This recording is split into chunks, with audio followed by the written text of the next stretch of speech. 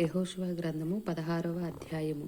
యోసేపు పుత్రులకు చీటీ వలన వచ్చిన వంతు యెరికో ఎదుట యొర్దాను దరి ఉండెను. తూర్పుననున్న ఆ యెరికో ఏటి వెంబడిగా యెరికో నుండి బేతేలు మన్య దేశము వరకు అరణ్యము వ్యాపించును.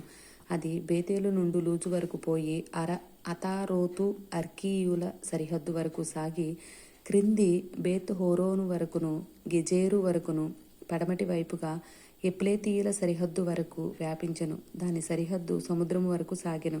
అక్కడ యోసేపు పుత్రులైన మనష్షే ఎఫ్రాయిములు స్వాస్థ్యమును పొందిరి.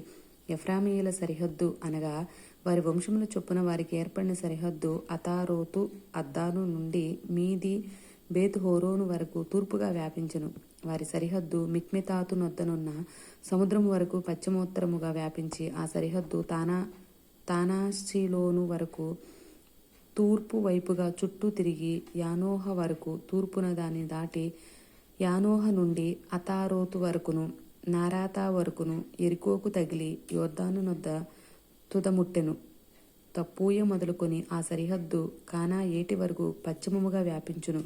అది వారి వంశముల చొప్పున ఎఫ్రామీయుల గోత్ర స్వాస్థ్యము. ఎఫ్రామీయులకు అచ్చటచ్చట ఇయ్యబడిన పట్టణములు పోగా ఆ పట్టణములన్నీయు వాటి గ్రామములను మనష్షీల స్వాస్థ్యములో నుండెను. అయితే గెజేరులో నివసించిన కనానీయుల దేశమును వారు స్వాధీనపరుచుకొనలేదు. నేటి వరకు ఆ కనానీయులు ఎఫ్రామీయుల మధ్య నివసించుట పన్నుకట్టు దాసులై ఉన్నారు. ఆమేన్.